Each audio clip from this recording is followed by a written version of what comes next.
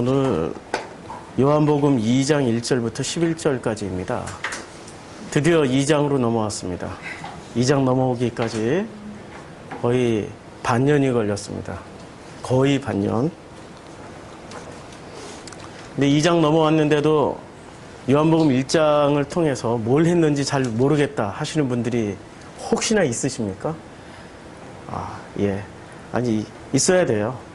다 알게 되면 졸업하게 되니까. 예. 그냥 모르는 게 정상입니다. 어떻게 한꺼번에 다 알 수 있겠습니까? 정답을 정해놓으면 다 알 수 있죠. 근데 우리 삶의 정답이 어디 있어요? 정답을 가진 사람들의 삶이 그 표본이 어디 있냐고요. 우리는 그렇게 정하잖아요. 율리우스 시저, 세종대왕, 이순신 장군. 우리는 그렇게 정답을 다 내놓지만, 그렇게 살자라고 얘기를 하지만 헬렌 켈러, 슈바이처 뭐 그렇게 정답을 다 내놓잖아요. 그렇게 살자고, 심지어는 예수처럼 살자고 정답을 내놓지만 예수처럼 사는 사람들이 있습니까? 지난 2000년 동안 수많은 기독교인들이 예수처럼 살자라고 이렇게 써놓고 예수 닮자, 예수처럼 살자, 예수 되기 원하나이다 그렇게 했는데 정말로 예수처럼 산 사람이 있었냐고요. 없었으니까 다 교회 나오시는 거 아니에요. 예수처럼 됐으면 지금 갈릴리 가나에 가서 혼인잔치에 참여하셔가지고 물로 포도주를 만드셔야죠. 무리를 걸으시고 오병이어를 일으키시면서 죽은 자를 살리면서 산상수훈을 말씀하셔야죠. 그런 얘기가 아니잖아요. 그렇죠? 우리는 사람들은 있잖아요. 결론을 내는 사람들, 결론을 주는 사람들의 거기에 혹해서 따라다니는데 우리의 삶의 결론이 어딨냐고요. 제가 어렸을 때 어른만 되면은 모든 게 다 해결될 줄 알았어요. 어린아이 시절에 어른만 되면은 다 해결될 줄 알았다니까요. 어른만 되면은 누구인가에 맞지도 않고, 제가 체격이 작았거든요. 누구한테 무시당하지도 않고, 밥도 안 굶을 것 같고, 열심히 노력해가지고 집도 살 것 같고. 근데 어른이 돼보니까 애들 때 맞았다는 게 차라리 더 행복해. 친구들하고 싸우다 맞는 게 더 행복해. 직장에서 얻어맞는 거, 뭐 그런 거는 괜찮아. 심지어는 자녀한테 얻어맞는 거, 이거 많이 아파요. 배우자한테 얻어맞는 건 그건 훨씬 더 아파요. 끝날 줄 알았는데 성인이 되고 나니까 끝난 게 아니에요. 훨씬 더 많은 일을, 훨씬 더 많은 사건들과 부닥쳐야 되더라고요. 세상에는 결론을 많이 내려주지요. 아주 멋진 말들을 하죠. 이런 말을 합니다. 휴식이 있는 삶, 저녁. 얼마나 멋있어요. 이게 어디서 나왔던 말인지 아세요? 휴식이 있는 저녁. 에? 대통령 선거 때 나왔던 구호 중에 하나예요. 휴식이 있는 저녁. 얼마나 멋있어. 이거 한마디, 정말 우리의 사회 복지와 삶의 모든 것을 탁 이게 결론이 되면은 우리는 진짜 휴식 있는 저녁을 향해서 열심히 살겠죠. 근데 모든 사람들이 휴식 있는 저녁을 사냐 이거죠. 안 된다라는 거예요.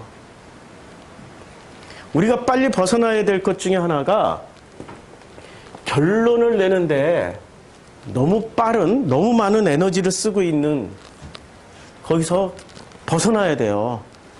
결론이 답이 결론이 아니라 성경은 철저하게 오늘 이 말씀, 가나의 혼인잔치에서 벌어지고 있는 사건들이 결론을 우리에게 소개해 주려고 하는 게 아니라 이 과정을 어떻게 살아가느냐 이걸 설명해 주고 있어요.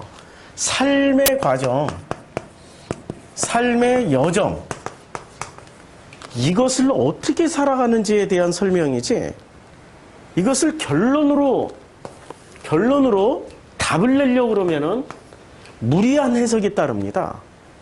그래서 무리한 해석이 따르기 때문에 이런 해석을 할 수도 있어요. 원어 성경하는 사람들 혹은 뭐 신천지 이런 분들 이렇게 해요. 사흘째 되던 날, 야, 사흘째가 뭐지? 아, 예수님이 십자가에 돌아가셔서 다시 부활한 게 사흘째? 야, 갈릴리 가나에 혼례가 있어. 야, 혼례는 뭐지? 신랑 신부 결혼하는 거야. 신랑 신부 결혼하는 거야. 드디어 결혼식이 천국 잔치가 이루어지고 결혼식이 이루어지는 거야. 그리고 예수의 어머니, 이거 뭐지? 갑자기 예수의 어머니가 나오시는데 예수의 어머니를 어떻게 해석해야 될까? 이런 혼란스러운 결론을 내려고 하면은 어거지로 꿰어 맞추게 돼 있단 말이에요. 어거지로 결론을 줘야 되니까 성경에서 결론을 찾으려고 하시면은 안 되는 거예요. 성경에서는 뭐만 찾으면 되죠? 진리를 알지니 진리가 너희를 자유케 하리라. 수고하고 무거운 짐진 자들아 내게로 오라. 내가 너희를 쉬게 하리라. 서로 사랑하라. 너희가 내 안에 내가 너희 안에 있는 것을 너희가 그날에는 알리라. 이런 걸 우리가 체험하고 배우기 위해서 성경을 읽는 거 아니에요? 근데 성경을 통해서 뭘 배워야 될까요? 라고 물어보면 예수 천당 불신지요. 예수 믿고 축복받자.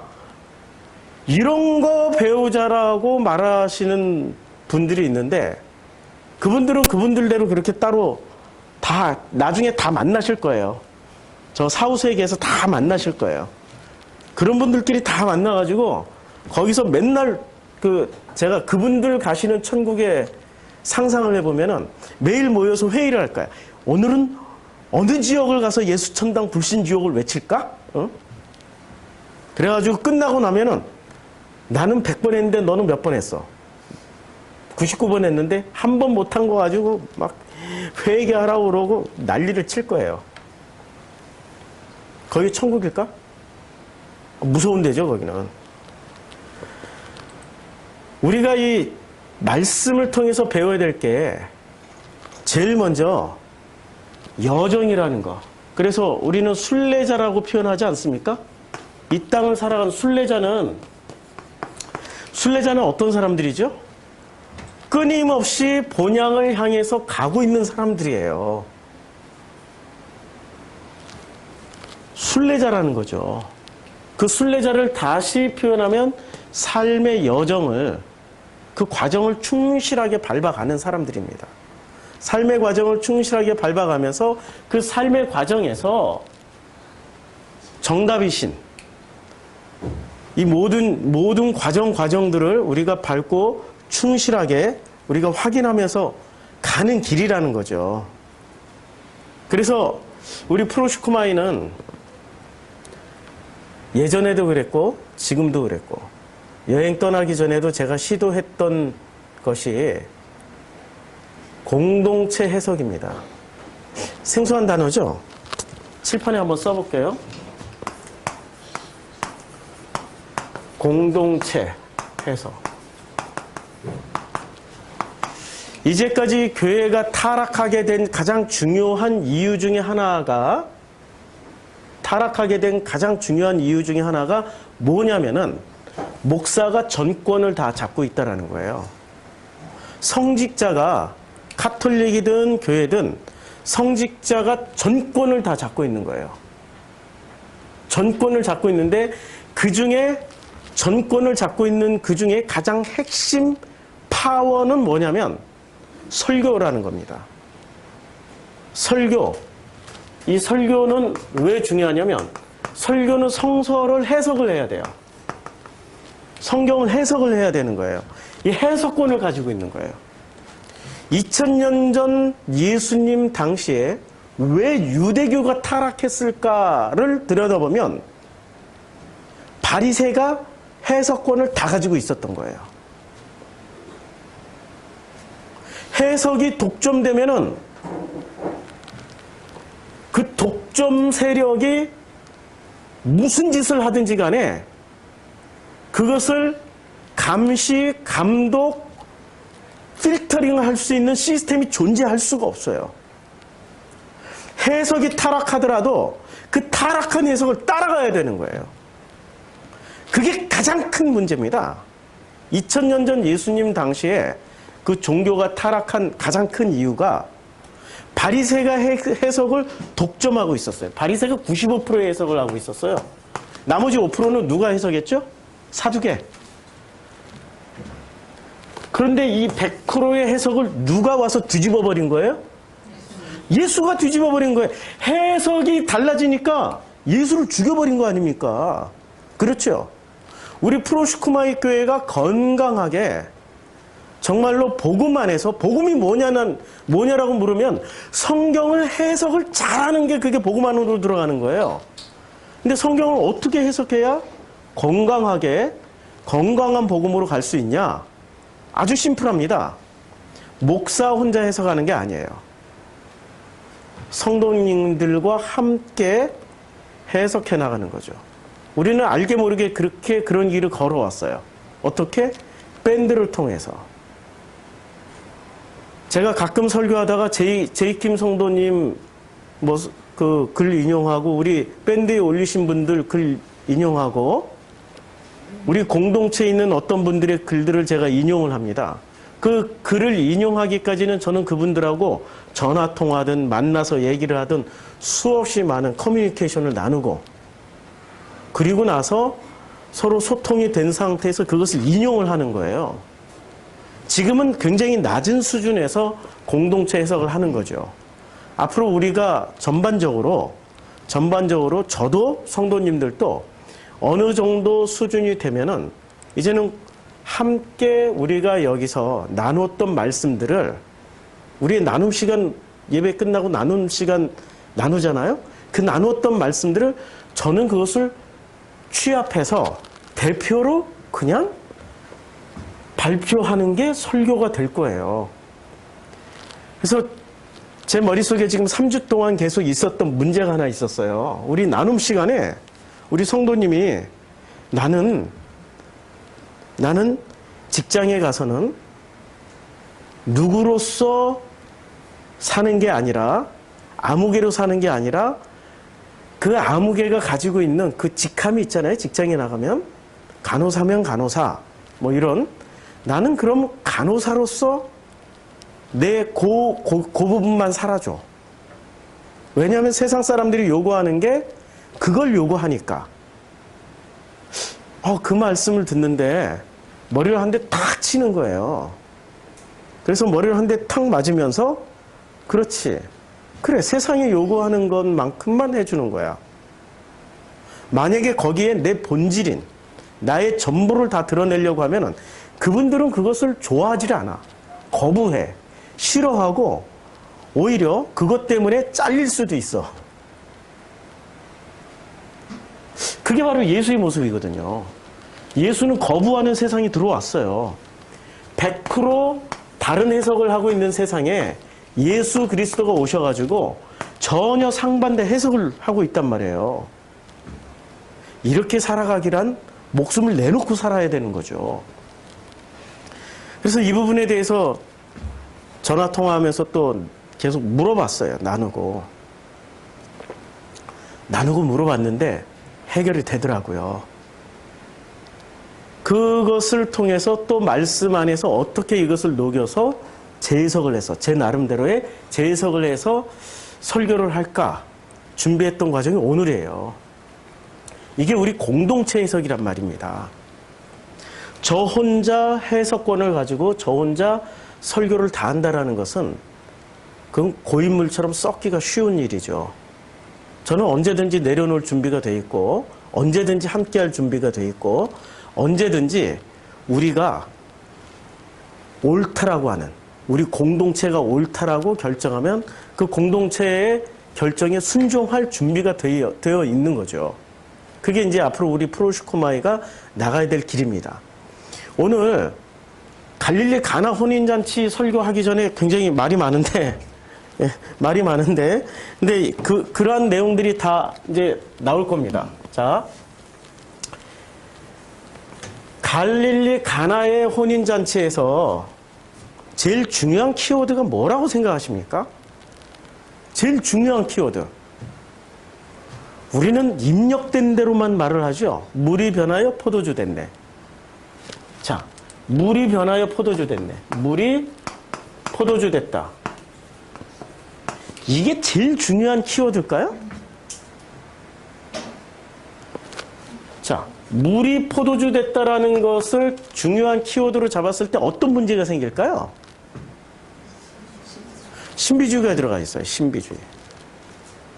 종교적 어떤 강력한 메시지가 들어가 있는 거죠. 능력이 들어가 있잖아요.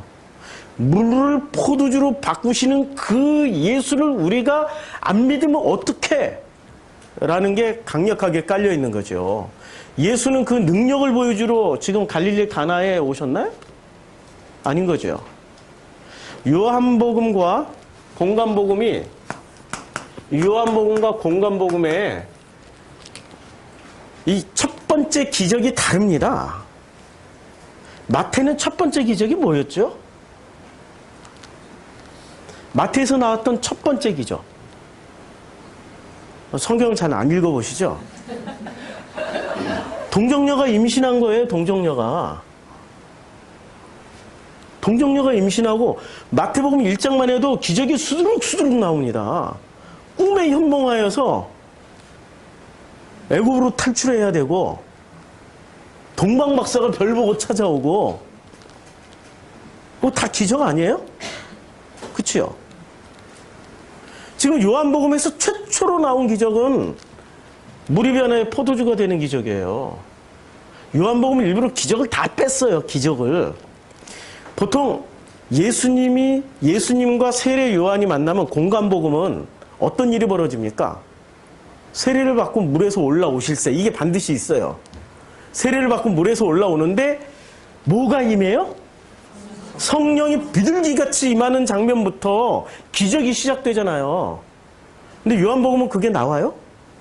안 나오죠? 성경을 읽을 때 자세히 읽어보세요. 요한복음 그 장면이 다 삭제됐어요. 안 나와요. 안 나와. 그냥 세례 요한이 예수를 보고 보라 하나님이 어린 양이로다 라고 하는 장면부터 나오지 성령이 확인을 시켜주지를 않아요. 세례 요한이 확인을 시켜주지. 그렇죠. 그러니까 기적적인 방법으로 확인을 안 시켜줘요. 메시아라는 확인을 마태, 마가, 누가는 성령이 비둘기같이 임하면서 그리고 성령이 비둘기같이 임하면서 메시아라는 확증을 주면서 또 무슨 일이 벌어집니까? 하늘이 찢어져요. 막 하늘이 갈라지고 그리고 거기서 소리가 막 내려와요. 세례 장면만 해도 기적이 얼마나 많은 기적의 현장이 일어나는지 상상도 할 수 없을 만큼 많이 일어나는데 요한복음은 그걸 다 빼버려요. 요한복음은 다 빼버리고 기적이 최초로 나타나는 기적이 무슨 기적입니까? 예, 물이 포도주로 바뀌었다 이거예요. 아니 일부러 기적을 뺀 요한복음에서 왜 기적을 이렇게 팍 집어넣었을까요? 왜 신비주의를 확 집어넣었을까요? 요한복음 지금 신비주의를 다 뺀 성경이에요. 너무 놀랍도록 기름기를 쪽 뺀 닭다리처럼 5분구이 닭다리처럼 요한복음은 신비주의를 쪽 뺀 5분구이 닭다리 같은 아주 쫄깃쫄깃한 그런 성경입니다. 공간복음하고는 상당히 차이가 나요. 아주 재밌는 접근이 되는 거죠. 물이 포도주가 됐다라는 것을 단지 이것을 신비주의적 심성을 가지고 해석을 하면 안 된다는 얘기를 하고 있는 거예요. 기적이라는 관점으로 접근해서도 안 된다라는 거예요. 그렇죠? 요한복음의 중요한 말씀 중에 하나가 이겁니다. 2장 6절에 거기에 유대인의 정결 예식을 따라 무엇을 따라요? 정결 예식입니다. 정결 예식. 이 정결 예식을 가장 강조한 성경이 어디에 있죠? 레위기입니다. 자, 예수님이 말씀하실 때 예수님은 신약 성경을 가지고 말씀하셨을까요? 구약 성경을 가지고 말씀하셨을까요? 그렇죠. 구약 성경을 가지고 말씀하셨어요. 그래서 우리가 예수님이 말씀하실 했던, 그리고 예수님이 사역을 하셨던 그 예수님에 대해서 우리가 알고자 한다면은 예수님의 머릿속에 들어있었던 구약의 해석학을 알아야 돼요. 구약을 어떻게 해석했는지. 구약을 해석했던 이 해석이 바리새하고는 완전히 달랐어요. 사두개하고도 완전히 달랐어요. 바리새하고 사두개하고 무슨 차이점이 있을까요? 바리새는 성경을 해석할 때 논리적, 이성적, 과학적으로 해석했을까요? 신비주의로 해석했을까요? 신비주의로 해석했어요. 바리새가 뭘 믿고 있었냐면 천사 있다, 마귀 있다. 믿었을까요? 안 믿었을까요? 천사도 있고 마귀도 있어요.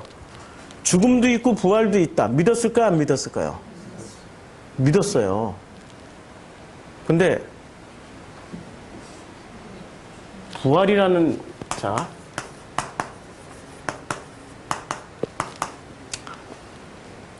이 부활이라는 개념이 구약 성경에는 나옵니까? 안 나옵니까? 다시 한번 물어볼게요. 구약 성경에 나옵니까? 안 나옵니까? 공식적으로 언급된 적이 한 번도 없어요. 그런데 바리새가 왜 부활 개념을 가지게 됐을까요? 에? 이게 난센스예요, 지금. 바리새는 왜 부활이라는 개념을 가지고 있었을까요? 죽음도 있고 부활도 있고 천사도 있고 마귀도 있고 선한 것도 있고 악한 것도 있고 어둠도 있고 빛도 있고, 이걸 지금 바리새는 그런 관점에서 구약 성경을 해석하고 있었는데, 놀라운 개념은 부활이라는 개념을 가지고 있었다는 거예요. 부활이라는 개념에는 어떤 종교, 예수님 당시 어떤 종교가 가장 강하게 가지고 있었을까요? 부활. 그리스 로마 신화 안 읽어봤어요? 그리스 로마 신화에 보면 죽었는데도 살아나요. 아니, 그런 거 모르세요? 죽었는데도 살아난 신들이 굉장히 많아요. 인간으로 죽었다 신으로 거듭나요. 독서량이 부족하시네. 네? 그리스 로마 신화를 읽어보면, 저도 지금 갑자기 생각이 안 나서 예를 못 들어주겠는데, 그리스 로마 신화에는 수도 없는 인간이 죽었는데 어떤 인물들이 죽어요. 죽는데 다시 신으로 부활을 해요. 네? 아마 헤라클레스가 대표적인 인물 아닐까요? 그런 인물들이 굉장히 많아요. 그러니까 바리새가 가지고 있는 이 부활의 개념은 어디서 온 걸까요? 예, 그리스 로마 신화에서 왔어요. 그리스 로마 신화에서. 그리고 이 사람들이 바리새가 가지고 있었던 선악의 개념, 그다음에 천사 마귀 개념은 어디서 왔어요? 천사 마귀 개념이? 조로아스터교. 왜냐하면 바리새가 파리시라고 그러잖아요. 파리시. 제대로 영어로도 파리사이스고, 바리새가 파리사이스고, 그 다음에 이 헬라어로도 파리사이스예요. 그런데 원래 발음으로 하면 파리시예요. 파르시는 무슨 말인지 아시죠? 페르시아 사람들이 파르시라고 그래요. 우리는 페르시아 이런데 페르시아 사람들은 파르시. 그러니까 이 바리새는 뿌리를 어디다 두고 있었어요? 구약성서예요? 파르시아에 뿌리를 두고 있었어요? 네, 페르시아에 뿌리를 두고 있었어요. 페르시아의 기본 종교는 조로아스터교예요. 조로아스터교에는 부활 개념이 있을까요? 없을까요? 그거는 혹시 데미안이라는 소설 읽어보셨나요? 헤르만 헤세? 데미안에서 알은 하나의 세계다. 알이 깨지면 하나의 세계가 열린다. 알이 깨어지면 새가 날아오른다. 그 새의 이름은 뭐라고? 아프락시스. 그게 바로 조로아스터교입니다. 죽음에서 부활하는 거. 조로아스터교라니까요. 부활의 개념이 이게 본래 구약 성경의 개념이 아니고요. 그리스 로마의 개념에서 들어왔고 조로아스터교의 개념에서 들어왔어요. 그러면 예수의 부활과 그리스 로마나 조로아스터교의 부활과 똑같을까요? 다를까요? 똑같은 문제가 있겠죠. 기독교가 아니고 조로아스터교가 될 수 있고 그리스 로마 신화 그 우상 숭배하던 종교 중에 하나가 될 수밖에 없는 거죠. 달라야 되겠죠. 뭐가 다른지를 어떻게 알 수 있지 우리는? 이제까지 우리가 배워왔던 부활의 개념은 전부 기독교 것이 아니라니까요. 타 종교의 부활 개념으로 우리는 이제까지 배워왔어요. 쇼크 아닌가요? 안 놀라시네? 이거 굉장히 충격적인 얘기인데. 예수의 세례가 물에 잠겼을 때 죽음이요, 일어났을 때 물에서 올라왔을 때 다시 살아남을 상징한다라고들 많이들 해석하잖아요. 그럼 그 다시 살아남이 뭐였던가요? 그게 신약 성서의 개념으로는 부활이란 말이에요. 근데 그 부활 후의 모습이, 세례 후의 부활 후의 모습이 우리가 생각하고 있던 바울식의 부활을 하고는 굉장히 달라요. 굉장히 달라요.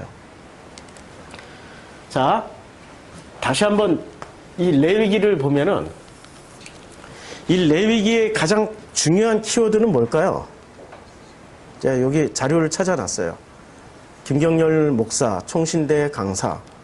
제 패친이라서 한번 인용을 해봤어요. 이분이 레위기 전공이신데 레위기를 잘 이렇게 분석을 했어요. 자, 레위기의 키워드는 이겁니다. 레위기 10장 10절. 간결하게 요약되어 있어요. 레위기의 키워드는 10장 10절에 그리하여야 너희가 거룩하고 속된 것을 분별하여 부정하고 정한 것을 분별하고. 키워드가 뭐죠? 분별입니다. 분별. 레위기의 키워드는 분별이에요. 분리예요. 레위기의 키워드는 분리입니다. 분리라는 게, 자, 이 분리의 대가가 누구였죠? 예수님 시대의 바리새. 바리새라는 말 자체가 무슨 뜻을 가지고 있어요? 분리주의자라는 뜻입니다. 분리주의자. 그러면 레위기는 뭐부터 시작하는 성경이에요? 분리부터 시작하는 거예요. 레위기가 분리부터 시작하는 성경이라면 레위기는 한마디로 말해서 창세기의 어떤 개념을 이렇게 크게 확대해 놓은 개념일까요? 선악 개념. 창세기 3장에 선악과 따먹는 장면을 레위기가 보충 설명을 다 해주고 있어요. 그래서 레위기가 아무리 어려워도 성경에 있어야 되는 이유예요. 레위기가 성경에서 빠지면 선악이 뭔지를 몰라. 선악이 뭔지도 모르고 거룩이 뭔지도 모르고 분리가 뭔지도 몰라요. 그래서 레위기의 핵심 키워드는 그리하여야 너희가 거룩하고 속된 것을 분별하며 부정하고 정한 것을 분별하고. 그래서 성스러운 것과 속된 것, 그 다음에 정한 것과 부정한 것을 레위기의 그 신학의 중심 주제예요. 그게 신학의 중심 주제고, 이스라엘 제사장들의 핵심 그 직무가 이걸 분별해내는 겁니다. 자, 이분이 누구시죠? 예, 이분이 얼굴도 제사장스럽잖아요. 이렇게 얼굴을 보니까 그놈 아시잖아요. 근데 이 모든 이 제사장의 복장에는 의미가 다 있어요. 자, 이게 금대를 관 전면에 고정시키는 청색끈, 출애굽기에 나오고, 뭐 목테두리는 돌아가면서 깃을 짜서 찢어지지 않게 하고, 흉패 사방에 금고리가 있고, 뭐 이렇게 엄청. 자, 일단 심심풀이로 물어볼게요. 이 옷 한 벌에 얼마쯤 할 것 같아요? 지금 가격으로 치면. 이 옷 한 벌에. 예, 기본적으로 한 10억쯤 합니다. 금으로 만들었다니까? 전부 보석에 이게 이따만한 보석 알갱이를 가슴에 달고 있으려면은 이게 지금 키가 작은 저도 요런 것을 12개를 다루려면은 최소한 사이즈가 얼마나 해야 될까? 한 요만한 요거 반만한 거 요런 거 12개로 이렇게 달아야 돼요. 이렇게 12개 이만한 다이아몬드 얼마쯤 할 것 같아요? 요만한 다이아몬드 얼마쯤 할 것 같아요? 요만한 루비는, 요만한 사파이어는, 요만한 옥은 보석값만 10억이에요, 지금. 다른 거 빼고 보석값만. 금실로 싸우고 청실, 홍실로 엮어서 입으면 무게가 엄청날 것 같아요. 이 금으로 누른 옷이기 때문에. 그래서 이게 판결 흉패입니다. 자, 판결 흉패라는 게 요거예요, 요게. 요 12개의 보석이 박혀 있는 게 이게 판결 흉패인데 마치 부채도사라고 생각하면 돼요. 이게 다윗이 써먹었어요. 다윗이 이제 그 제사장이 갑자기 생각이 안 나네. 제사장 아비가일인가 그 제사장이 왔을 때 에봇을 가져왔어요. 에봇을 가져오라고 그래요. 다윗이 가져와가지고 제사장한테 입히지 않고 자기가 그 에봇을 놔두고 에봇에게 직접 물어봐요. 우리가 지금 전쟁을 해야 될까 말아야 될까? 했더니 부채도사 어떻게 됩니까? 부채도사는 70년대생 이후만 알아. 이전만 알아. 70년대, 80년대, 90년대생 몰라. 부채도사 아시죠? 우리 기억하시는 분. 장구석 무당됐어요, 지금. 이것을 해야 됩니까? 말아야 됩니까? 했더니 요리로 넘어갔어. 그러면 해야 되는 거야. 해야 됩니까? 말아야 됩니까? 요리로 넘어가면 안 되는 거야. 부채가 가르쳐 주는 거예요. 이 보석이 해야 됩니까? 말아야 됩니까? 하면은 보석이 어떻게 될까요? 빛을 발해. 빠바바바바바바밤 빛을 발해. 무슨 장치를 해놨는지 모르겠는데 빛을 발해가지고 빛을 발하면은 하는 거야. 빛을 발하지 않으면은 하지 말라는 거야. 예, 희한한 장치를 해놨어요. 이걸 보는 사람들은 어떻게 생각할까요? 야, 하나님이 응답하셨다. 할렐루야, 아멘 하는데 이렇게 응답받고 나간 사람들이 있었어요.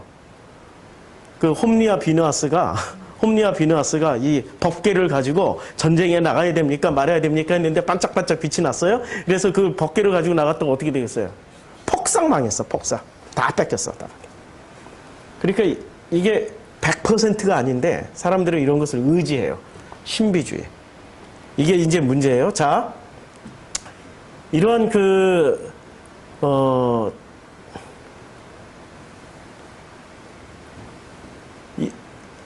제사장이 레위기는 누가 이걸 분리를 누가 앞장서서 하냐면 레위기에서는 제사장이 앞장서서 합니다. 그럼 예수님 시대의 제사장 역할을 누가 했죠? 제사장이 있었어요. 제사장이 있었는데 제사장의 상당 부분 예수님 시대의 제사장은 레위기 시대의 제사장하고 역할이 많이 달라졌어요.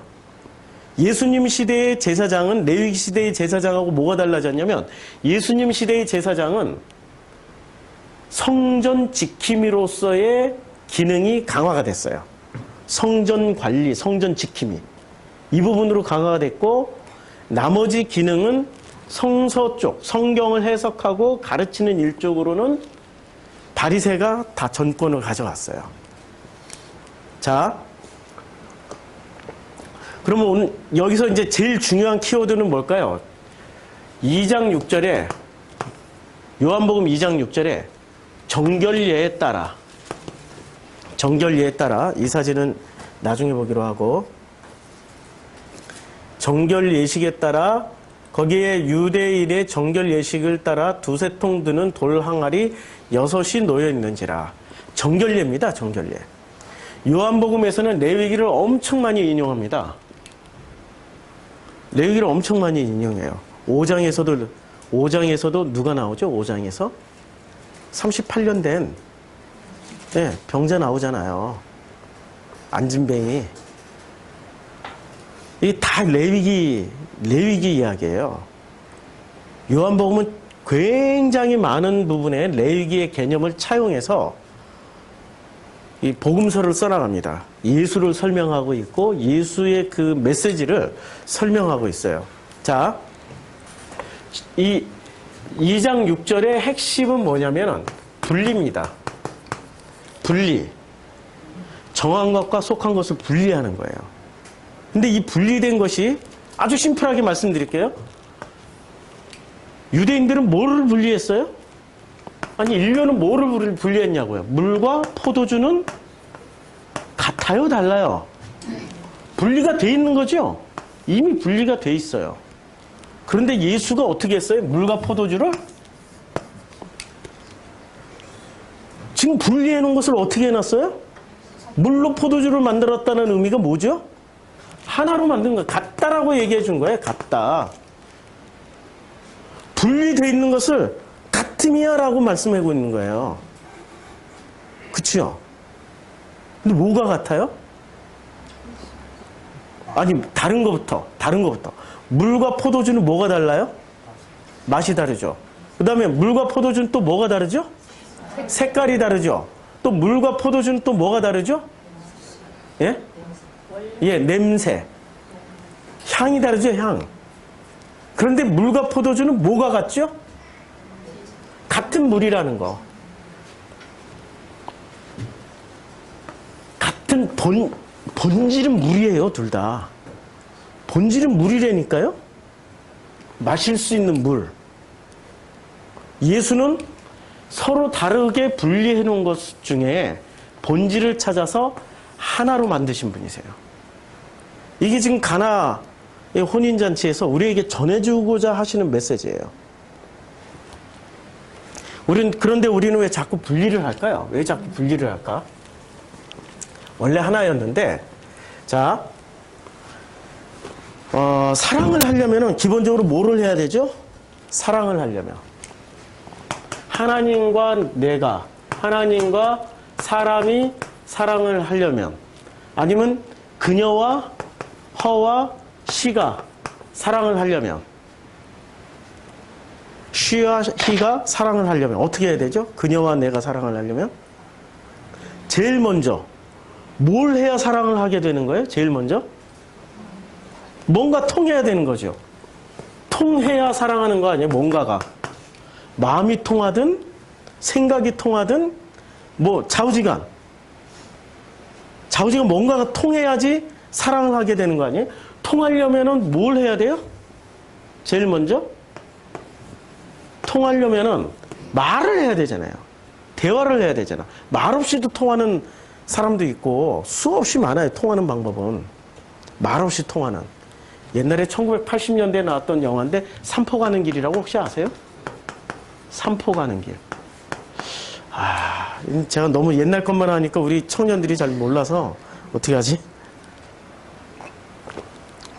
부채도사도 모르고 삼포 가는 길도 모르고 어쩔 수 없이 우리 청년의 우리 전도사님이 있어서 청년의 용어로 이렇게 설교를 하면 참 좋은데 우리 청년의 전도사님 하실 분들이 있거든요. 지금 있는데 용기를 안 내세요.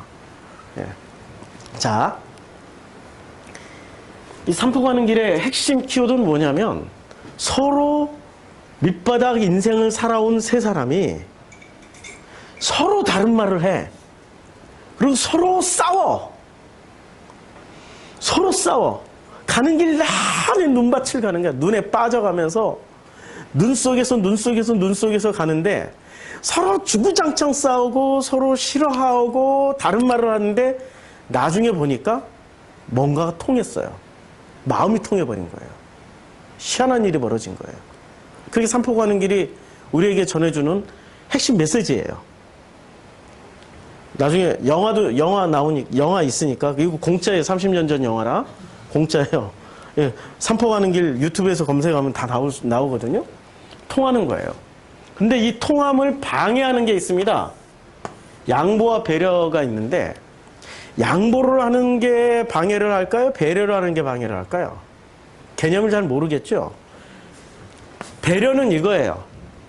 배려는 내가 줄 수 있는 여력 내에서 주는 거예요. 그리고 받아도 그만, 안 받아도 그만이에요. 여력이 많으니까. 그게 배려예요. 근데 양보는 내가 없는데도 무리하게 해서라도 베풀어 주는 거예요. 개념은 같이 베풀어 준다는데 양보는 내가 무리를 해서 베풀어 줬기 때문에 반드시 찾아 먹어야 돼. 제가 저한테 가끔 이렇게 와이셔츠 선물을 해줘요. 걱정하지 마세요. 대형교회 목사님들은 차도 선물 받고 뭐 선물 받는 거 되게 많은데 저는 양복 한 벌 받아도 되게 막 부담스러워요. 아니 양복도 아직 이 와이셔츠 하나 받는 것도 부담스러워요. 이분이 양보를 해주시는 건가 배려를 해주시는 건가? 양보를 해주시는 선물이면 내가 받으면 어떻게 될까요? 예, 바로 목줄 걸려요. 왜 목사님 그거 줬는데 왜 나한테 그만큼 관심 안 가져주냐고. 왜 전화 한 통화 더 안 줬냐고. 양보는 반드시 찾아 먹게 돼 있어요. 근데 배려는 그냥 주고 잊어버리는 거예요. 내가 여유 있는 데서 요만큼 준 거니까 이렇게 데미지가 없는 거야. 배려를 하는 사람은 데미지가 없는 거예요. 넉넉한 데서 있으나 마나한 거 이렇게 있으나 마나라 그러니까 좀 많이 섭섭하긴 한데 그런 개념하고 또 달라요. 넉넉한 데서 이렇게 그냥 배려해 준 거예요. 근데 우리는 잘 보면 종교인은 양보를 하면서 삽니까? 배려를 하면서 삽니까? 종교인들은 거의 양보하면서 살아요. 착하지도 않은데 착한 척 하면서 살아야 되고, 선하지도 않은데 선한 척 하면서 살아야 되고, 욕하면 죄라고 생각해서 욕하고 싶은데 욕도 못하고 이러고 참고 있고. 그래서 우리 최영희 성도한테 제일 먼저 가르쳐 준 게 욕하는 법을 가르쳐 줬어요. 종교인으로 양보만 하고 살아왔던 거예요. 양보만. 그러니까 양보를 너무 많이 해가지고 속에 엄청난 불만이 많은 거예요. 옆에 있는 사람하고 사귈 줄은 몰라. 양보했으니까 반드시 받아야 돼. 배려를 했으면 안 받아도 되거든요. 저는 어떨까요? 저는 배려하는 사람일까요? 양보하는 사람일까요? 그렇죠. 어떻게 이렇게 잘 알아요? 둘이 똑같은 인간이야. 어떻게 이렇게 잘 알아요? 저는 예민해가지고 다 계산하면서 제가 뭐 줄 때는 조심하세요. 웃자고 하는 말씀이고, 양보를 많이 하는 사람일수록 가면이 두꺼워지겠죠. 그러겠죠. 배려를 많이 하는 사람은 있는 그대로 살게 돼 있는 거예요. 부모가 자녀를 키울 때 배려하면서 키운 부모와 양보하면서 키웠던 부모는 부모의 표정이 달라요. 양보를 많이 한 부모일수록 뭐를 많이 한 거예요? 일명 투자를 많이 한 거예요. 반드시 찾아 먹어야 돼. 투자를 한 만큼 찾아 먹어야 된다니까요. 그러니까 그 성과가 나와야 돼. 그래서 제일 신경 쓰는 게 뭐냐면 성적표에 신경 써요. 오늘은 몇 등 했어? 얼마나 했어? 양보를 많이 한 부모들은 반드시 찾아 먹으려고 그래요. 근데 배려를 많이 한 부모는 그런 거 관심이 없어. 그냥 얘가 얼마나 잘 살고 있는지 그것만 배려해 주는 거니까. 이제 차이점을 알겠죠? 양보와 배려의 차이점은 우리는 양보하면서 살아야 될까요? 배려하면서 살아야 될까요? 예수님은 배려하러 오셨나요? 양보하러 오셨나요? 배려하러 오셨죠. 만약에 양보라고 했다면 큰일 나요. 왜냐면 신이 바닥을 딱딱 긁어가지고 양보를 했다. 그 미천이 드러난 거 아니에요? 그거 큰일 나요. 예수는 양보하러 오신 분이 아니라 배려하러 오신 분이에요. 배려의 하나님을 보여주러 오신 분이세요. 그렇죠?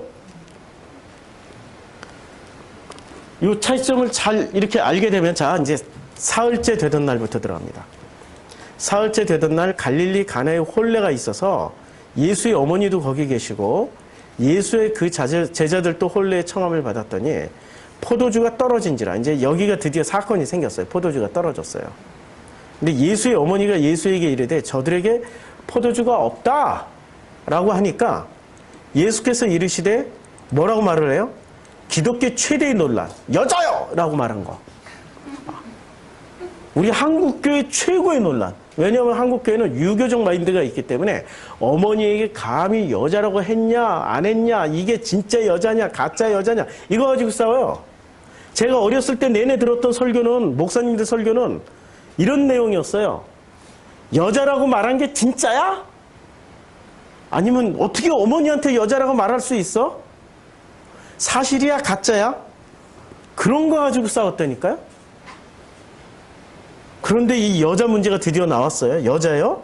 나와 무슨 상관이 있나이까? 내 때가 아직 이르지 아니하였나이다. 야, 이 1절부터 4절만 놓고 봐도 우리가 해석해야 될 게 엄청 많아요. 자, 그래서 이 홀레라는 단어가 혼이니, 이게 가모스입니다. 가모스인데 이 홀레라는 단어가 성경에서 그렇게 많이 나오질 않아요.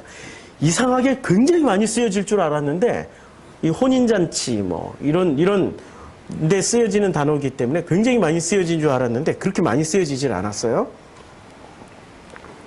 그러면 요한복음에서 홀레라고 말할 때는, 이 혼인이라고 말할 때는 어떤 의미로 쓰여졌을까요? 요한복음에서도 이 혼인이란 단어가 딱 2번 나오는데 2장 1절과 2장 2절밖에 안 나와요. 그러면 요한 공동체가 쓴 요한계시록에서 홀레라는 단어가 어떻게 쓰여졌냐면 요한계시록 19장 7절에 이렇게 쓰여졌습니다. 우리가 즐거워하고 크게 기뻐하여 그에게 영광을 돌리세 어린 양의 혼인 기약이 이르렀고. 언제 쓰여지죠? 어린 양의 혼인. 그 다음에 19장 9절에 요한계시록도 딱 2번밖에 안 쓰여져요. 이 가모스라는 단어가. 천사가 내게 말하기를 기록하라 어린 양의 혼인잔치에. 그러니까 이 요한 문서가, 이게 요한 공동체가 혼인이라고 쓸 때는 딱 전제를 한 거예요. 무슨 전제죠? 이거는 그냥 혼인잔치가 아니고 이 세상의 혼인잔치가 아니라 어떤 것을 말하려고, 어떤 계시록에서 말하는 어린 양과의 혼인잔치, 신랑과 신부, 우리가 그렇게 원하는 예수 신부 되기 원하나이다 이런 찬양 부르잖아요. 그런 그 신랑과 신부의 어떤 것을 말하기 위해서 썼던 거죠. 그러니까 그래서 예수의 반응이 보통의 인간들이 하는 혼인집의 혼인잔치식으로 반응을 안 한 거예요. 특별하게 반응을 해준 거죠. 이런 그 혼인잔치이기 때문에. 가나의 혼인잔치가 있어서 어머니도 거기 계시고, 왜 하필 거기 어머니가 등장을 해야 될까요? 아니, 어머니가 왜 거기 계셔야 되죠? 어머니는 헬라어로 아주 심플합니다. 어머니는 헬라어로 뭐죠? 어머니는 헬라어로 뭐가 될까요? 이게 2장 4절로 넘어가야 되는데 2장 3절, 2장 4절에 보면, 자, 어머니는 헬라어로, 혹시 은하철도 999 보셨어요? 그 여자 주인공 이름이 뭐죠? 메텔. 예, 헬라어로 어머니는 메텔입니다. 그러니까 철이의 엄마가 누구였어요? 메텔이었어요. 아니, 그냥 메텔이란 단어 자체가 헬라어에서 차용해 왔으니까, 그러니까 메텔이 엄마처럼 굴잖아요, 철이에게. 엄마처럼 굴면서 연인처럼 굴면서 그런 역할을 하잖아요. 자, 이제 혼인잔치가 있어서 예수와 그 제자들도 혼례의 청함을 받았어요. 어머니도 계시고 예수와 그 제자들도 혼례의 청함을 받았단 말이에요. 그러니까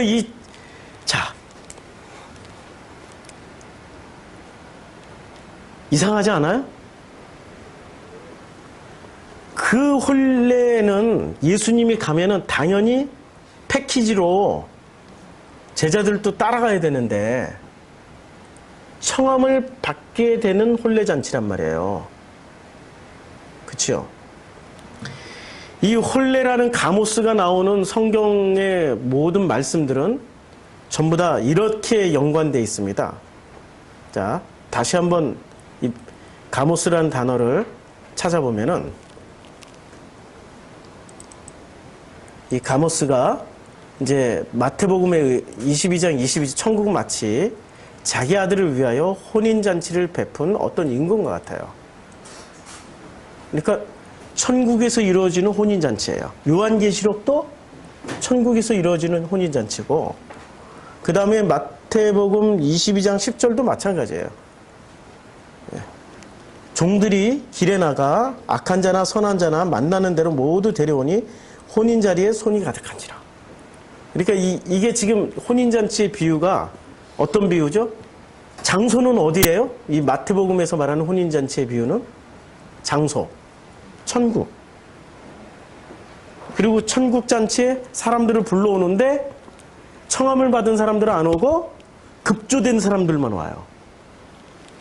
청함을 받은 사람들은, 제가 이제 이집트의 알렉산더 학파식으로 한번 해석해 볼게요. 알렉산더 학파의 그 해석대로 하면은 청함을 받은 사람들은 누구였죠? 종교인들. 급조된 사람들은 세상살이를 하고 아무 종교하고 상관없이 사는 사람들. 근데 누가 결국엔 그 혼인잔치에 참여를 하게 돼요? 종교인들입니까? 아닙니까? 네. 알렉산드리아 학파는 혁명적인 해석을 해요. 놀랍습니다. 자, 그 다음에 마가복음의 해석을 한번 보자고요. 이제 마태복음의 해석, 누가복음의 해석이 나오는데, 자, 누가복음도 2절밖에 안 나와요. 너희는 마치 그 주인이 혼인집에서 돌아와 문을 두드리면 곧 열어주려고 기다리는 사람과 같더라. 누가복음 14장 8절 내가 누구에게나 혼인잔치에 청함을 받았을 때 상자에 앉지 말라. 그렇지 않으면 너보다 더 높은 사람이 청함을 받은 경우에 이제 혼인잔치에 누가복음은 이 혼인잔치의 그 무대도 어디죠? 배경, 장소. 여기도 마찬가지예요. 그러니까 성경에서 신약 성서에서 나오는 혼인잔치는 전부 다 전제가 뭐죠? 현실의 혼인이에요? 아니면은 천국에서의 혼인이에요. 아버지와의 그 예수와의 결혼이란 말이에요. 그러니까 하나됨을 뜻하는 거죠. 그 하나됨을 뜻하는 그 혼인잔치에 자 혼인잔치에 이제 그래서 청함을 받는 거예요. 그냥 패키지로 가는 게 아니고 어떤 특별한 결혼식이라는 것을 보여주기 위해서 이걸 청함을 받게 되는 거죠. 청함을 받았어요. 그럼 이렇게 얘기하면 지금 가나의 혼인잔치가 천국 혼인이라는 얘기인가요? 아니고요. 가나에서 혼인잔치가 있었어요. 근데 예수는 이 가나의 혼인잔치를 통해서 뭘 보여주고 싶었던 거예요? 천국에서의 혼인잔치를 보여주고 싶었던 거예요.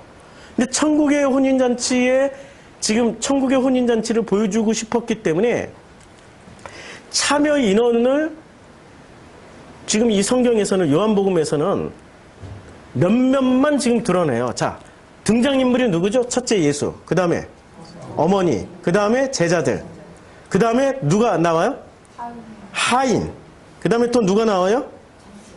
예, 연회장이 나오죠. 연회장이라는 게 장소가 아니고 연회를 하는 매니저, 예, 연회 매니저예요. 그 다음에 사람마다 이제 포도주 맛보는 사람들이 나와요. 그 다음에 신랑이 나와요. 근데 중요 역할을 하는 사람이 누구죠? 첫째 연회장.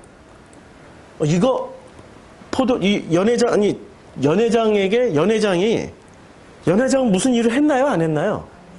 아무것도 안 했어. 사람들의 맛이 좋다고 그러니까 연회장이 괜히 좋아지는 거야. 괜히 높아지고. 누가 높아져요? 지금 이 결혼식에서 물이 포도주로 바뀐 사건을 통해 가지고 잘 횡재한 사람이 누굽니까? 예? 연회장하고 또 누구예요? 신랑. 연회장하고 신랑이에요. 그럼 실제 역할은 누가 다 했어요? 예수가 다 한 거예요. 연회장하고 신랑이 제일 높아지고 일은 예수가 다 했고 그 맛은 누가 다 봤어요? 거기 참석한 사람들. 그러면 예수가 일은 다 했는데 그것을 누가 누리고 있어요? 신랑과 연회장과 거기에 참석한 사람들이 다 누리고 있단 말이에요. 그 참석한 사람 중에는 예수 믿는 사람들이 몇 명이나 될까요? 그 참석했던 사람들 중에 예수 믿었던 사람이 몇 명이나 될까요? 어머니 빼고 제자들 빼고 없죠. 근데 참석해서 누리고 있어요.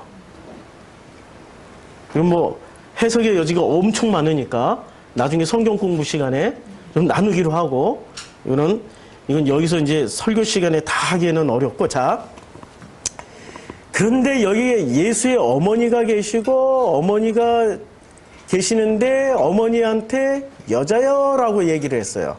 이 여자여라고 얘기를 한 장면이 이게 도덕 윤리를 말하기 위함입니까? 아니면은 어떤 특별한 의미를 가지고 있기 때문에 여자라고 얘기를 한 걸까요? 예. 특별한 의미가 있어요. 의도 없이 쓰여진 말은 없단 말이에요. 이 신약 성서에서 여자라는 말은 귀내예요, 귀내. 요게 이제 여자라는 단어예요. 이 여자라는 단어를 신약 성경에서 찾아보니까 좀 많이 나와요.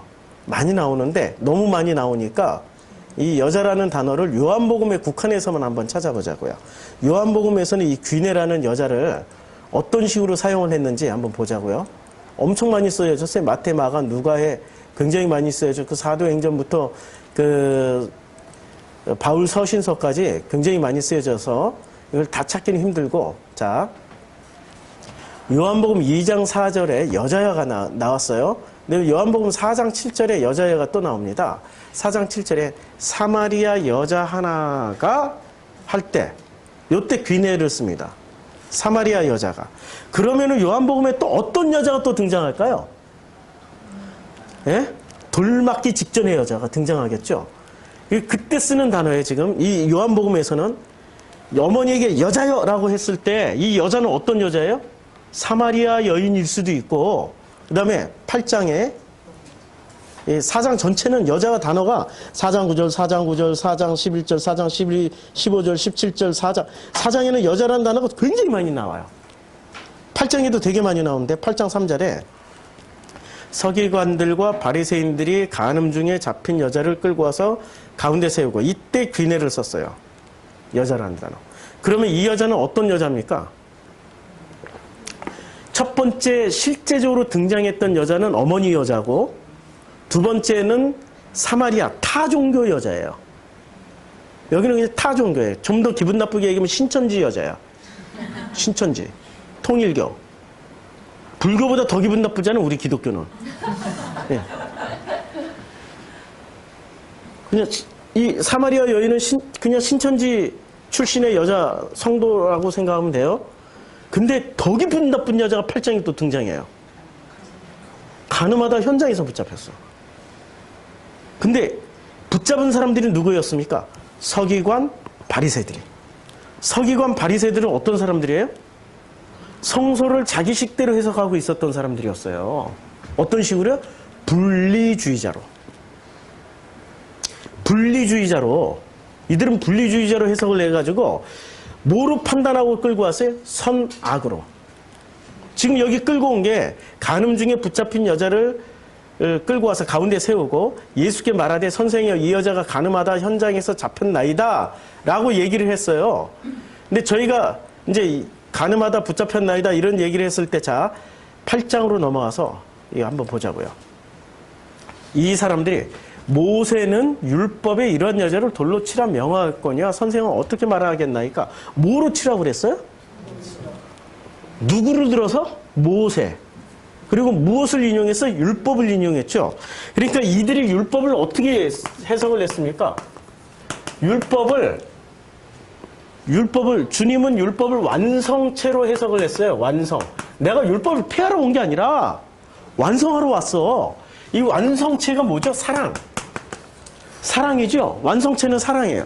사랑으로 해석을 하러 왔는데 지금 바리새는 모세 율법을 인용하면서 어떻게 해야 돼요? 처벌해야 된다고 얘기를 해요. 처벌을. 어떻게 처벌을? 돌로 때려 죽여야 된다고. 그럼 처벌을 해야 된다고 말을 할 때 이 사람들은 율법을 완성체인 사랑으로 해석한 게 아니라 뭐로 해석을 한 거예요? 선악으로. 처벌은 판단을 해야 되잖아요. 판단을 하려면 사랑으로는 판단이 되나요? 사랑이 판단을 하죠. 사랑도 판단해요. 근데 사랑도 다 해요. 판단하고 사랑으로 회초리도 들어요. 행위는 비슷하다니까요? 근데 뭐가 달라요? 마음이 달라요. 마음이.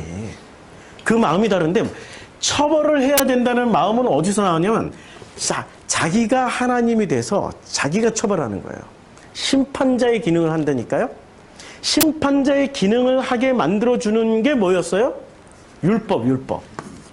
이 율법이 심판자의 기능을 하게 해줘요. 누구에게 심판자 기능을 하게 해줬어요?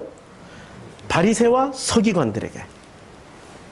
그러면 바리새와 서기관이 무엇을 가지고 심판자가 됐어요? 율법. 그러니까 율법을 다른 말로 하면 이게 뭐죠? 이게 토라예요. 토라. 그러니까 구약 성경은 세 부분으로 이루어졌어요. 토라, 케투빔. 또 하나 선지서, 나바임. 세 개로 이루어졌어요. 구약 성경은. 근데 토라, 케툼, 나바임 중에 제일 중요한 게 뭐죠? 토라예요, 토라. 토라를 중심으로 해서 선지서가 나왔고, 선지서 다음에 케투빔이 나왔어요. 포로기 이후의 작품들. 그게 나왔단 말이에요. 자, 그래서 내가 율법이나 선지자를 폐하러 온 줄로 생각하지 말라. 율법이나, 그러니까 세 가지가 있어요. 구약 성경의 구분이 율법, 선지자, 선지서, 그러니까 선지서, 그 다음에 케투빔이 있어요. 이게 그 포로기 이후예요. 자, 그런데 요거는 내가 율법이나 선지자를 폐하러 온 줄로 생각하지 마. 그러니까 이게 무슨 말이에요? 서로 해석이 너무 다르니까 바리새들이 난리를 치는 거예요. 너는 폐하러 왔냐? 뭐 뒤집으러 왔냐? 없애러 왔냐? 이렇게 난리를 치니까 예수가 율법이나 선지서는 폐하러 온 게 아니야. 얘는 언급을 안 했어. 포로기 이후에는 전부 다 관점이 뭐로 쓰여졌어요? 선악의 관점, 조로아스터교의 영향을 받아가지고 얘는 언급을 안 했어. 폐해도 될지도 모르겠다라는 뜻으로 언급을 안 해버린 거예요. 언급하신 거는 율법과 선지자를 온전히 하면은 나머지는 복원이 된다는 말씀이죠. 그래서 이 율법을 지금 바리새는 어떻게 사용하고 있습니까? 바리새와 서기관은 심판의 도구로 쓰고 있는 거예요. 성경을 가지고 심판의 도구로 쓰는 순간 바리새와 서기관은 어떤 자리에 서 있어요? 자기네들이? 심판자의 자리. 그러면 유일하게 심판자리에, 이 온 우주의 심판자는 몇 분? 한 분 하나님밖에 없는데 바리새와 서기관이 누구의 자리를 대신해서 지들이 서 있는 거예요? 하나님의 자리를 대신해서 서 있는 거예요. 그런데 하나님의 자리를 대신하게 만들어준 가장 강력한 증거물이 뭐죠? 율법, 성경이에요. 토라, 성경이에요. 만약에 제가 다시 이 지금 대한민국 종교에게 한번 얘기를 합니다. 만약에 당신들이 이 성경을 가지고 우리 성도들, 우리 교인들, 이 세상을 심판하는 도구로 써먹고 있다면 당신들이 하나님 자리에 서 있는 거예요. 당신들이 지금 예수하고 맞짱 뜨고 있는 사람들이라는 얘기예요. 무슨 얘기인지 아시죠?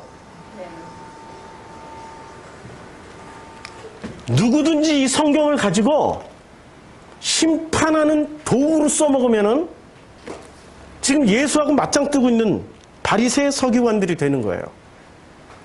그들은 왜 성경을 가지고 예수와 맞짱 뜨고 있을까요? 성경을 잘 안다고 생각하고 있기 때문에. 성경을 진짜로 알면은 심판하는 도구로 써먹는 게 아니라 뭐로 써먹어야 돼요? 완성체, 사랑으로 완성하러 왔다고 하신 그 사랑으로 우리는 성경을 해석하기 때문에 심판하는 게 아니라 어떻게 해요? 품는 거죠. 섬기게 되는 거고 누리게 되는 거예요. 사랑은 누림이에요. 누림. 사랑을 받는 걸로 누리고 사랑을 베푸는 걸로 누리는 거예요. 사랑은 두 가지 기능이 있단 말이에요. 받으면서 누리고 베풀면서 누려요. 이제 물어볼게요. 받는 사랑이 더 좋아요? 베푸는 사랑이 더 좋아요? 둘 다 좋은데 선택하라고 그러면. 받는 사랑이 더 좋아요? 예? 베푸는 사랑이 더 좋아요? 베푸는 거요? 예. 예. 다음 주에 반찬 한 가지 해가지고 오세요.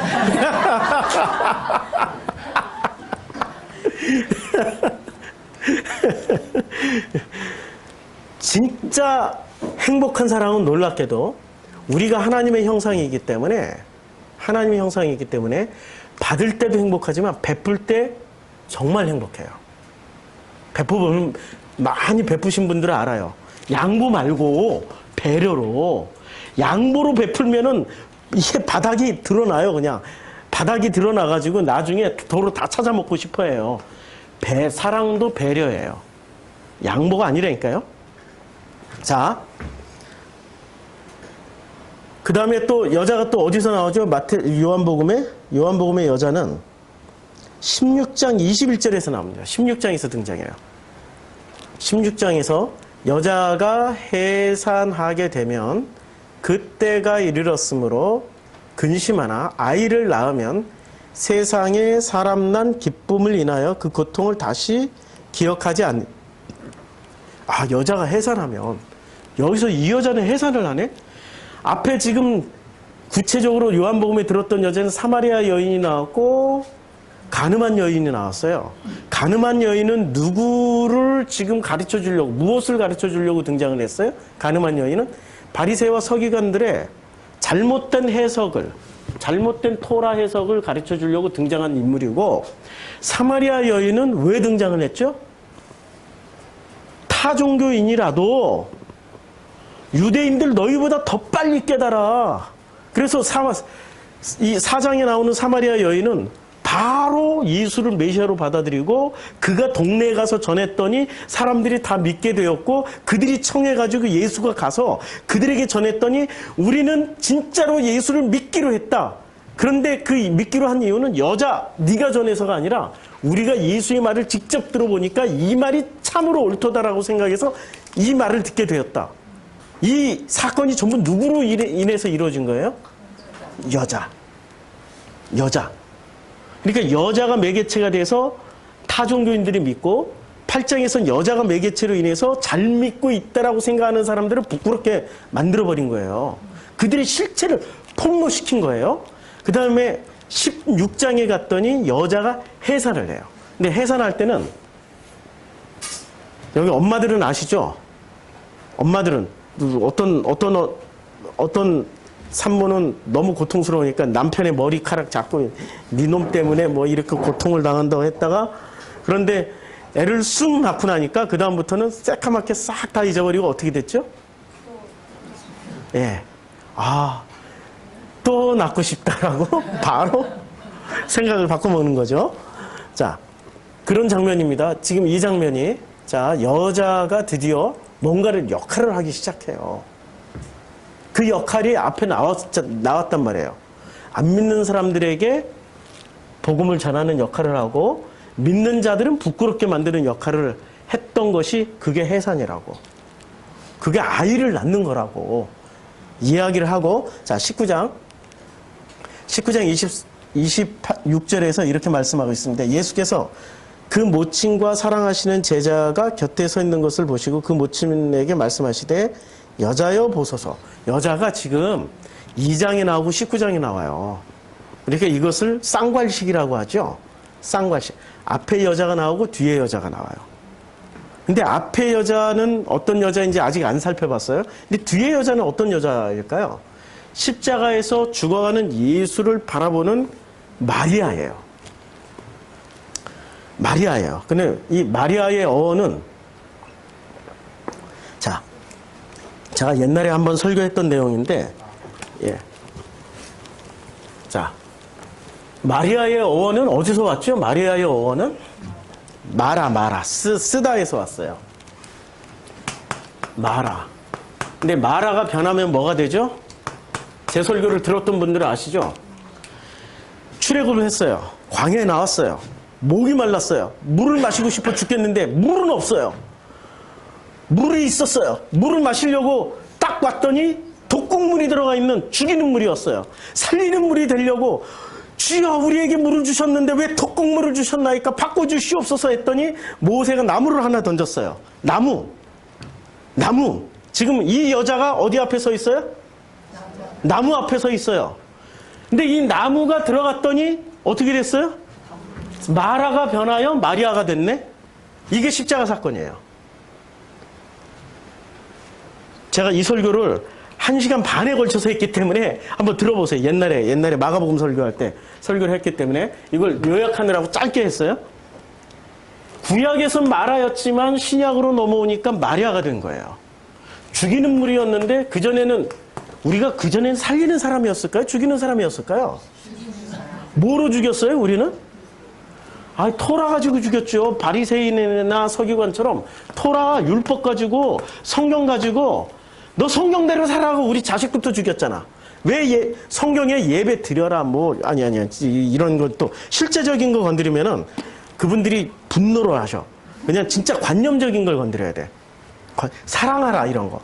성경에서 사랑하라고 그랬는데 너는 왜 엄마를 사랑하지 않니? 성경대로 사랑해봐. 뭐 이런 식으로. 이런 식으로 자식들을 두드러 잡았단 말이에요. 그렇죠? 뭐 가지고 잡았어요? 성경 가지고. 그러니까 나는 그전에 뭐였어요? 죽이는 쓴물이었다니까 마라였어요. 그런데 여기에 나무가 들어갔어요. 나무가 들어갔더니 끝까지 그 나무의 옆에서 나무를 지키고 있었던 누가 되는 거예요? 그러니까 앞에 여자하고 뒤에 여자는 같은 여자일까요? 아니, 같은 여자는 맞아. 같은 여자는 맞는데 앞에 여자가 부족할까요? 뒤에 여자가 부족할까요? 지금 2장에 나오는 여자가 부족한 여자일까요? 아니면 19장에 나오는 여자가 부족한 여자일까요? 2장. 지금 요한복음은 이걸 기가 막히게 이 귀내를 쓰고 있습니다. 그래서 19장 26절에 나오는 여자는 이제는 어떤 여자입니까? 이제 살리는 여자가 된 거예요. 살리는 여자가 되니까 누구한테 부탁을 해요? 육신의 아들은 떠나더라도 남아있는 또 다른 제자에게 부탁을 하고 떠나는 거죠. 이 장면에서 우리는 보혜사 성령의 어떤 그 예수가 지금 이게 16, 17장 넘어서 19장이 나오는 얘기잖아요. 16, 17장에서 뭐를 제일 많이 강조했을까? 제일 많이 나오는 단어. 보혜사. 성령이 제일 많이 나온 단어거든요. 그 역할을 지금 보여주는 거예요. 그 여자가 되면 누가 와요? 누가 딱 붙어요? 예. 부탁을 하고 안 되니까요. 자, 20장 13절. 천사들이 가로되 여자여. 야, 드디어 또 이때 여자는 자, 2장의 여자와 19장의 여자와 그 다음에 20장의 여자 중에 어디가 제일 많이 종교적으로 성숙했을까요? 복음 안에서. 요한복음 지금 이렇게 점층법을 쓰고 있단 말이에요. 점점 비례해서 나가는 여자를 쓸 때. 그러니까 천사들이 가로되 여자여 어찌하여 우느냐 가로되 사람이 내 주를 가져다가 어디 두었는지 내가 알지 못함이니이다 라고 이렇게. 이 여자는 왜 울까요? 예? 정신을 잃어서 울까요? 아니 왜 울까요? 예, 시신이 없어져서 우는데 근데 시신이 없어졌다고 왜 울까요? 마음이 드디어 뭐로 바뀌어요? 마음의 어떤 상태를 보여주는 거란 말이에요. 마음의 어떤 상태. 그러니까 지금 이 여자는 2장에서 여자, 4장에서 여자, 8장에서 여자, 19장에서 여자, 20장에서 여자는 점차 어디로 가는 거죠? 이 여자가 어디로 가요? 마음으로. 아니 마음이 있으니까 우는 거지. 마음이 없으면 시체 없어졌다고 왜 울어요? 신고하지 가서 찾아달라고. 울지 않고 찾아달라고 와서 신고할 거 아니에요. 근데 마음이 지금 이게 결론은 마음으로 가는 거예요. 지금 이 가나의 혼인잔치는 오늘 제가 다 한 번에 다 설명을 못할 것 같으네요. 워낙에 분량이 많아서. 자, 이 마음으로 가는 방식을 지금 가나의 혼인잔치는 뭐로 보여주냐면은 우리는 마음이 분리가 돼 있었어요. 누구랑 분리돼 있었어요? 하나님과 나 사이가 마음이 분리가 돼 있었어요. 근데 분리된 마음을 주님이 와서 어떻게 하시겠다고요? 냄새도 다르고 색깔도 다르고 맛도 다른 전혀 공통분모가 없어 보이는 것처럼 여겨지지만 그러나 같은 물이라는 공통분모를 잡아가지고 하나인 것을 확인시켜 주잖아요. 하나님의 형상, 하나님과 우리는 공통분모가 없어 보인단 말이에요. 신이고 우리는 피조물이고 위대하시고 찌질하시고 뭐라고 표현해야 되지? 엄청나시고 엄청나지 못하고 그런데 어떤 공통분모를 지금 잡아내서 물이 변하여 포도주 됐다라고 말씀하시고 계시죠? 하나님의 형상, 마음 그걸 통하여서 우리더러 물이 변하여 포도주 됐다라고 말씀하고 계시는 거예요. 여자가 첫 번째 어머니 그 귀내가 마지막 어머니 귀내 됐을 때는 그 마음이 동화해서 우는 거예요. 2장에서 울었어요? 아니, 2장의 어조를 한번 보자고요. 2장에서 말을 할 때, 이 여자가 말을 할 때, 어머니 여자가 말을 할 때는, 자, 포도주가 예수의 어머니도 거기 계시고 예수와 그 제자들 혼례의 청함을 받았더니 포도주가 떨어진지라 예수의 어머니가 예수에게 이르되 저들에게 포도주가 없다. 예수의 어머니가 뭐라고 그랬어요? 포도주 없다. 지금 포도주 없다라는 것은 마음이 통하는 얘기입니까? 아니면 팩트만 전달하는 겁니까? 팩트만 전달했어요. 팩트만 전달했는데 마지막 20장에서는 팩트를 전달했어요? 마음을 전달했어요? 마음을 전달하는 걸로 바뀌었다니까요. 지금 이 가나의 혼인잔치의 핵심은 레위기를 빌려서 정결예법의 핵심이 뭐예요? 분리예요. 분리. 거룩한 것과 거룩하지 못한 것을 분리하고 깨끗한 것과 더러운 것을 분리하고 하나님 것과 세속적인 것을 분리해요. 모든 걸 분리해서 다 분리해서 버리는데 따로 띄어서 더러운 건 버리고 깨끗한 건 태워서 하나님께 흠양을 시켜드리는데 문제는 이것을 다시 합치는 방법을 말씀하고 있다고요. 창세기 3장이 선악으로 분리가 돼 있어요. 어떻게 합칠 거예요? 뭐로 합치죠? 아니 분리된 선악을 뭐로 합치냐고요. 그치요? 그런데 요한복음에서 뭐로 설명해줘요? 마리아들을 통해서 이 여자를 통해서 나무를 통해서 합쳐준다고 얘기해주고 있단 말이에요. 방식이 이거밖에 없다고 지금 얘기하고 있는 거예요. 방식이 이 방식밖에 없다고. 예수가 전해준 그 로고스밖에 없다고. 예수가 전해준 그냥 로고스로 하나가 된다고. 예수 이꼴 뭐죠? 십자가 이꼴 로고스예요. 로고스. 로고스로 비로소 우리가 아버지와 우리가 하나 되는 그게 혼인잔치라고. 그게 혼인잔치라고. 그 혼인잔치에 참여하는 신랑과 신부뿐만이 아니라 누가 그 기쁨을 다 맛보겠다고요? 연회장과 전혀 일을 하지 않은 연회장이 한 게 없어. 연회장과 거기에 그냥 참석했던 사람들이 그 혼인잔치에 참여해서 혼인잔치를 누리게 된다고요. 근데 누가 참석을 안 해요? 누구는 참석했고 누구는 참석 안 해요? 청함받은 그런 분들은 참석을 안 해.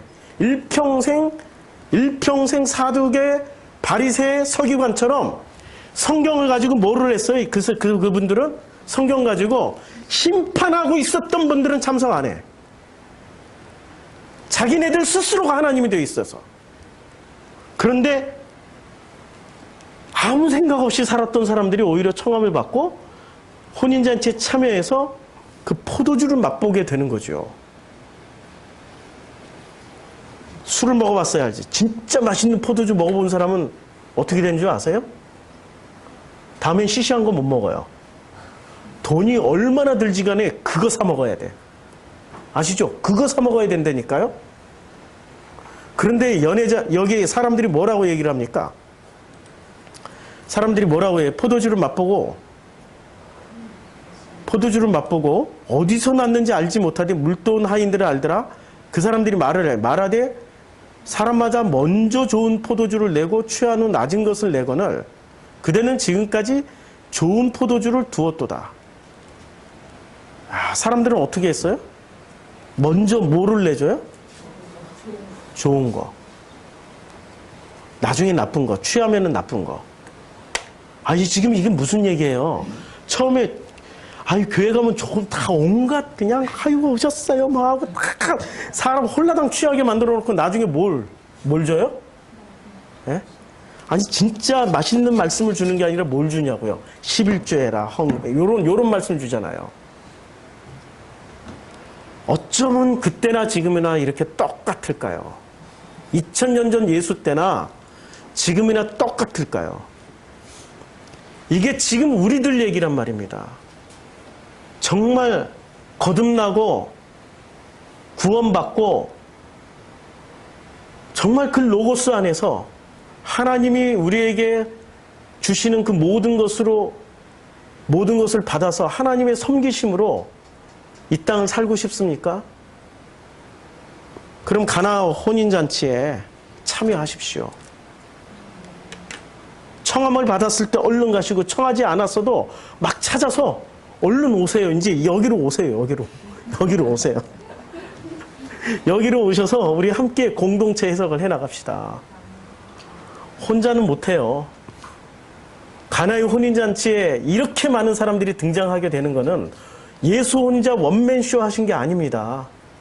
여자를 쓰셨고, 연회장을 쓰셨고, 사람들을 쓰셨고, 제자들은 아무 역할 없지만 앉아있는 걸로 쓰신 거예요. 함께 참여해서 함께 만들어 나가는 공동체. 또 마라에서 마리아가 되자고요. 그 나무의 정체는 로고스예요. 그 로고스로 이제는 나의 로고스를 내려놓고 아버지의 로고스로 들어가 보자고요. 그래서 맛있는 포도주가 되어봅시다. 기도하겠습니다. 아버지 하나님 감사합니다. 이제까지 우리는 물이었는데, 아무 맛도 향도 없었던 물이었는데, 근데 그 나무를 만난 즉 마라에서 단물이 되고 물에서 포도주가 된 것처럼, 이제는 두 개로 분리된 선악으로 판단하던 우리가 이제는 아버지의 사랑 안에서 이제는 배려하고 그 사랑을 누릴 수 있는 저희들로 축복해 주심을 감사드립니다. 예수님 이름으로 기도드렸습니다. 아멘.